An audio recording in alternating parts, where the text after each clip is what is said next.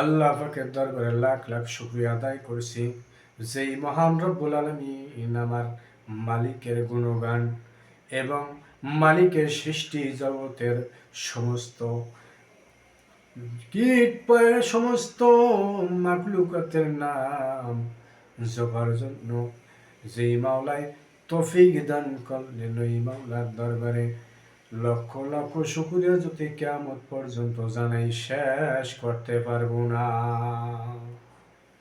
ইয়া রাব্বুল আলামিন, আহকামিল হাকিমিন গো, আমরা আমাদের সমাজের মধ্যে অনেক এতিম বাচ্চা, বাবা নাই, মা নাই, আত্মীয় স্বজন কেউ নাই, বাবা মায়ের মতো আপন কেউ নাই রে, নাই দুনিয়ায় নাই। মায়ের মতো জীবনে কেউ নাই, আপন কেউ নেই, যার মা নাই, বাবা নাই, তার মতো দুঃখী মানুষ এই পৃথিবীতে আল্লাহর জমিনে নাই। আমরা অনেক এতিম বাচ্চা মাদ্রাসার মধ্যে দেই গো, হাফিজি মাদ্রাসার মধ্যে দেই, কমিয়া মাদ্রাসার মধ্যে দেই, নুরানি মাদ্রাসার মধ্যে দেই। ওই মাদ্রাসায় যখন যায়, যখন বাচ্চাদের লাগে খেলাধুলা করে, তখন ওই বাচ্চার কোনো কথা মনে পড়ে না গো, পড়ে না।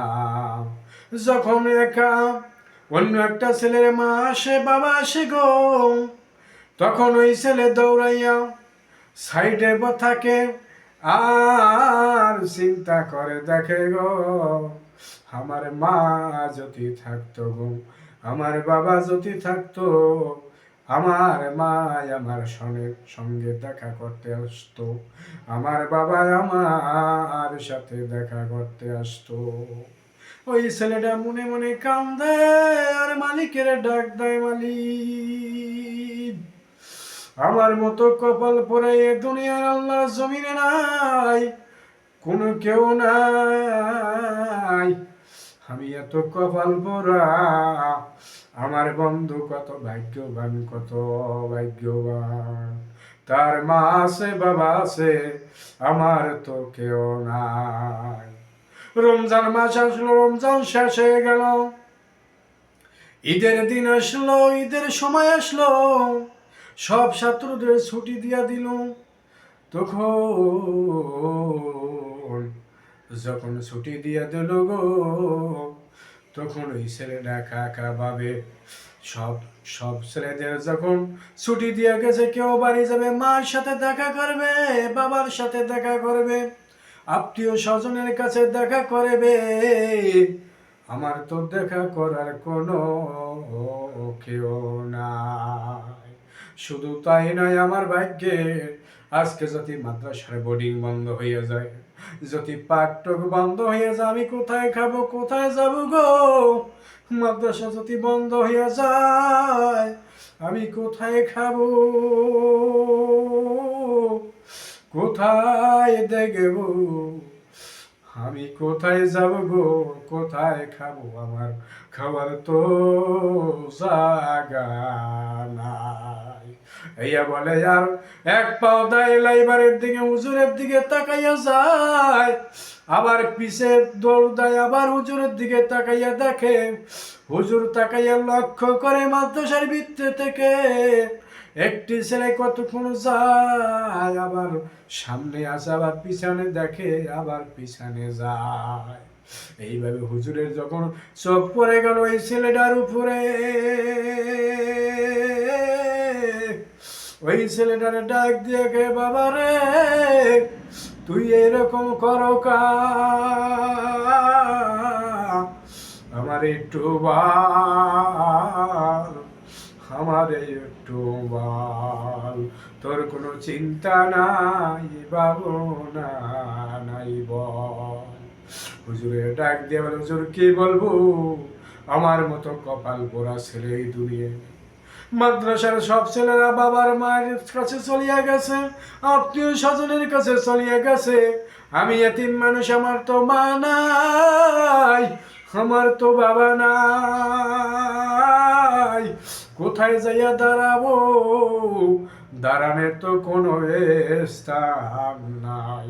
শুধু তাই নাই হুজুর, বোর্ডিংও তো বন্ধ হইয়া গেছে, মাথার সাথে পাক চলবে না, আমি কোথায় খাবো।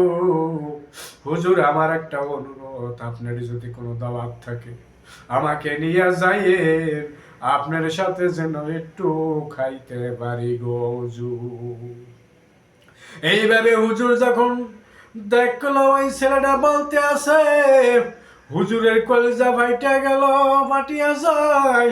হুজুর বলে, বাবা তুই চিন্তা করিস না, আমি হুজুর যখন দাওয়াত খাইতে যাব গো, তোরে আমি নিয়ে যাব। শুধু তাই নয়, ঈদের মধ্যে আমি যেখানে যেখানে যাব তখন তোমাকে নিয়ে যাব।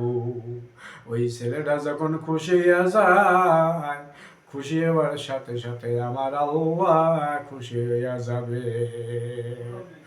বুজুর্গ हमसे नहीं जरूरत, गुलाम अपनार बनाई हमको खुदाया। बुजुर्गों हमसे नहीं जरूरत, গোলাম আপনার বানাই হামকো খুদায়া। ইয়াল্লাহ আমার বুজুর্গর কোনো দরকার নাই, আমার বুজুর্গর কোনো দরকার নাই, আমার দরকার হলো তোমার আসে খাওয়া, তোমার মুসলমান হওয়া, তোমার ইমানদার মুত্তাকিন হইয়া কবরে যাওয়া, এছাড়া আমার কোনো আশা নেই। তোমার দিকে আশাই একটাই, মুসলমান না বানাইয়া কবরে নিও না।